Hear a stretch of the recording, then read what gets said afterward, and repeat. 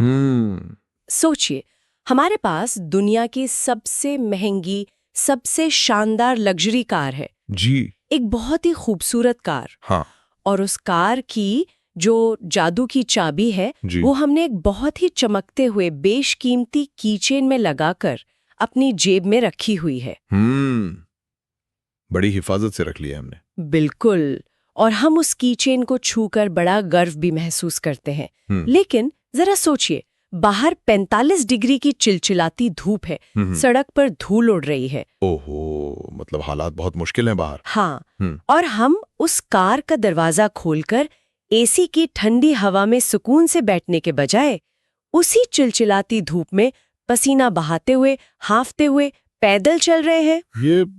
ये तो सुनने में ही बड़ा अजीब लग रहा है। मतलब कोई भी समझदार इंसान ऐसा क्यों ही करेगा भला? यही तो बात है ना। सुनने में ये बहुत मूर्खतापूर्ण लगता है, लेकिन जब हम रूहानी जीवन की बात करते हैं तो आज के हमारी इस बेहद गहरी और शांत रूहानी चर्चा का, या कहें इस अव्यक्त मुरली मंथन का मुख्य केंद्र यही है कि कहीं हम भी तो ऐसा नहीं कर रहे। बिल्कुल सही। हम इंसान अपनी आंतरिक शक्तियों के साथ बिल्कुल ऐसा ही कर रहे हैं, और आज हम इसी जादू की चाबी को गहराई से समझेंगे। ये बहुत ही सटीक और दिल को छू लेने वाली शुरुआत है। और आज की इस गहरी रूहानी यात्रा में सुनने वाली सभी श्रेष्ठ आत्माओं का हृदय से स्वागत है। जी, आज का हमारा मिशन बड़ा ही स्पष्ट है। हमारे पास जो ईश्वरी खजाने उपलब्ध हैं, उन्हें केवल जानना नहीं है, बल्कि उन्हें जीवन में एक सच्चे मालिक की तरह उतारना है। सही कहा आपने, क्योंकि वास्तव में ये लग्जरी कार का उदाहरण सुनने में जितना काल्पनिक लगता है ना, हम आत्माओं की रोजमर्रा की जिंदगी की सच्चाई बिल्कुल यही है।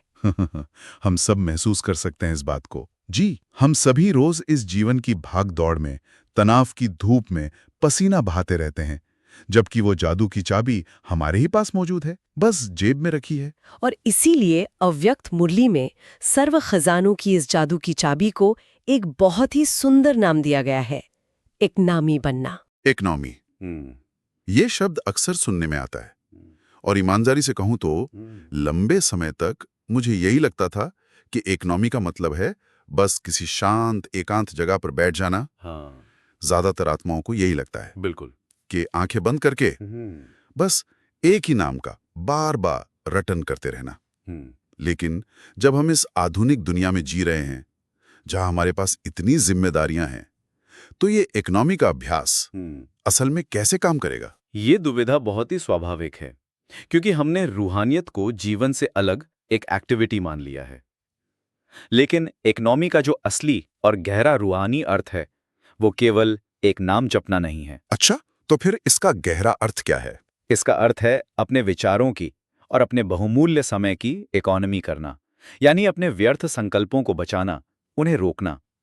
विचारों की इकोनॉमी, वाह, यह शब्द बहुत ही आधुनिक और प्रासंगिक है ना? जरा सोचिए, हमारा मन हर दिन हजारों विचार पैदा करता है, और उनमें से ज्यादातर या तो बीते हुए कल के पछतावे होते हैं या आने वाले कल का डर। जी।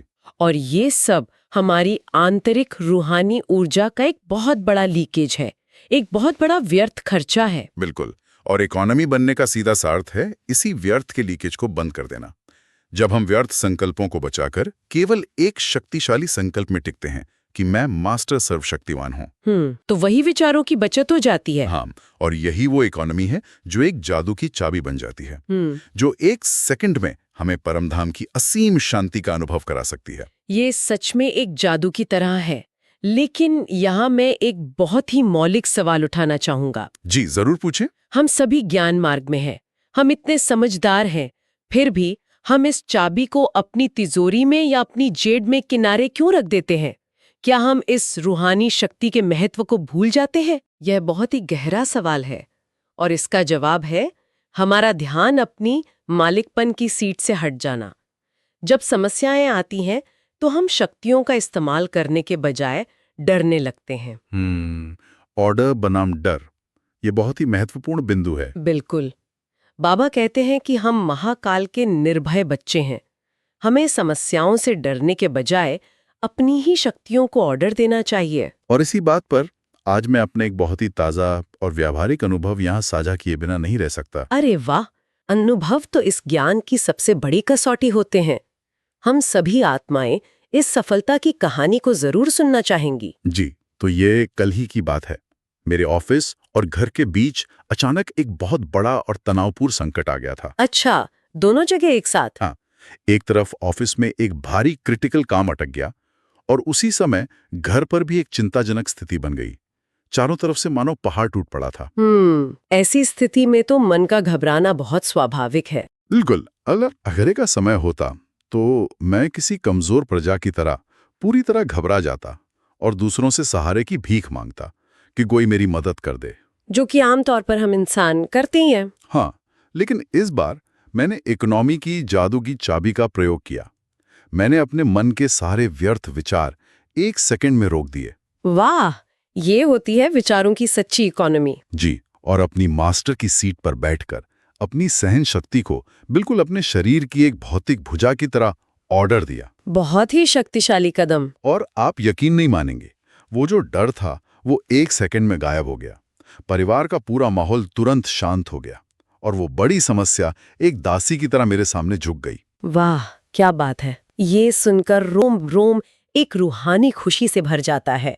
आपने ज्ञान को सच में जीवन में उतार कर दिखाया है। जी, ये अनुभव इतना गहरा था कि मुझे लगा जैसे मैंने कोई चमत्कार देख लिया हो। और जो आपने भौतिक भुजा का उदाहरण दिया ना, बिल्कुल। वो बहुत ही सटीक है। हाँ, कैसे?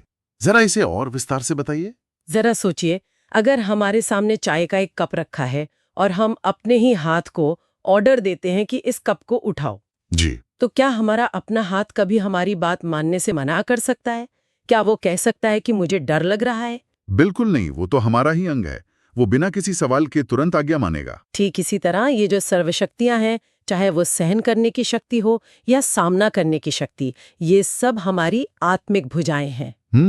हमारी आत्मा के अपने अंग। हाँ, और जब हम मालिक बनकर निर्भय होकर ऑर्डर देंगे तो वे शक्तियां आज्ञा मानने के लिए पूरी तरह से बाध्य हैं। लेकिन कमजोरी तब आती है जब ऑर्डर देने वाला मालिक ही डर से कांप रहा हो। ओहो, ये बात एकदम गहराई तक उतर गई कि मालिक का कांपना ही शक्तियों को सुला देता है। बिल्कुल।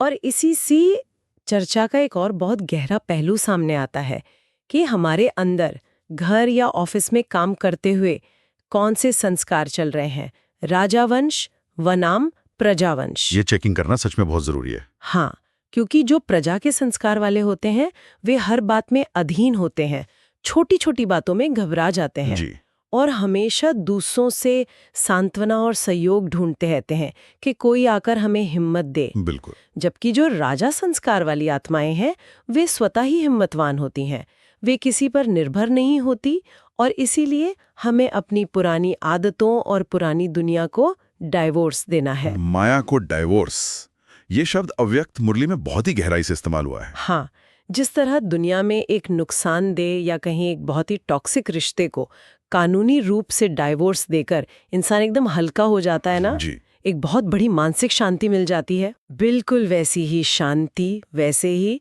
माया के जो चिड़चिड़े और विकारी संबंध हैं, जो हमारी पुरानी आदतें हैं, उन्हें हमें डाइवोर्स देना है हमेशा के लिए। मतलब कि उनसे कोई नाता ही नहीं रखना है। सही कहा। और हमारी आध्यात्मिक भाषा में इसे बहुत ही सुंदर तरीके से कहा गया है, मिरुआ मौत मलू का शिकार। मिरुआ मौत मलू का शिकार, ये कहावत तो बहुत ही शक्तिशाली है। हाँ, इसका अर्थ यही है कि जब तक हमारा पुराना कमजोर और मोही स्वरूप पूरी तरह से मरेगा नहीं, तब तक हम नष्टो मोहान नहीं बन सकते। मतलब सब कुछ छोड़कर सिर्फ एक के साथ सच्चा सौदा करना। बिल्कुल। जब हम एक परम पिता के साथ अपना पूरा नाता जोड़ लेते हैं तो वही हमारी सबसे बड़ी विजय है। ये सच में हम सभी सुनने वालों के लिए एक बहुत बड़ी चेकिंग है कि हम घर के छोटे छोटे विघ्नों में अधिकारीपन की सीट पर बैठे हैं या अधीनता की जमीन पर गिरे हुए हैं। बहुत सही कहा आपने।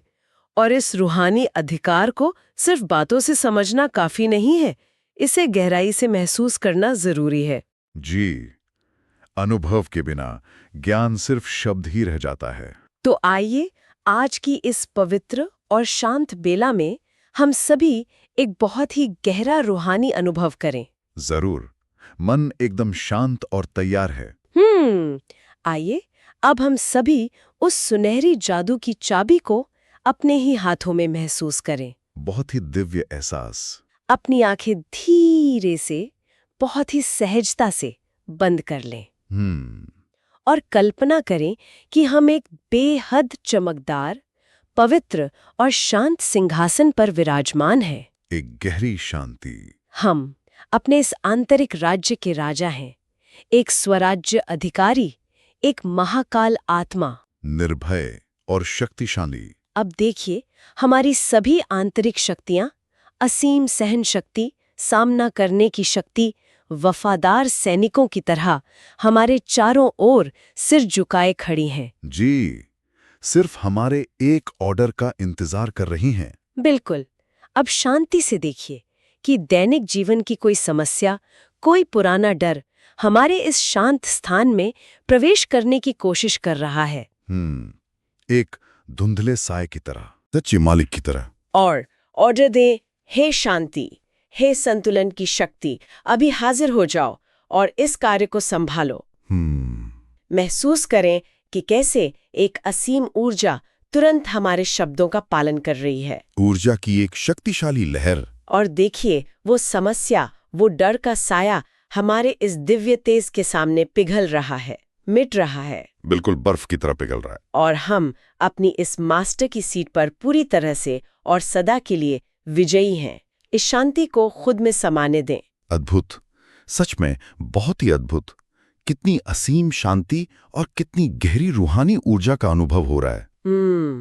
यही हमारा असली स्वरूप है। जी, इस ध्यान के बाद ये महसूस हो रहा है कि एक नामी का ये जो अभ्यास है, ये सच में हमारे पूरे जीवन को और हमारी काम करने की क्षमता को पूरी तरह से बदल सकता है। मैं हृदय से इस अनुभव के लिए आभारी हूँ। और ये आभार उस परम पिता का है जिसने हमें ये चाबी दी है। जाते जाते सभी सुनने वाली आत्माओं के लिए एक नया विचार है, सोचने के लिए। जी, वो क्या है?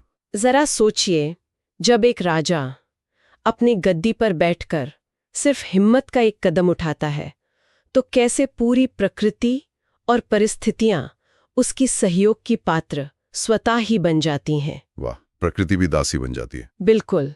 इस अधिकार को आज दिन भर महसूस करें। हम अधीन नहीं, अधिकारी आत्माएं हैं। बहुत ही शक्तिशाली और प्रेरणादायक विचार। आपको इस वीडियो में क्या अच्छा लगा?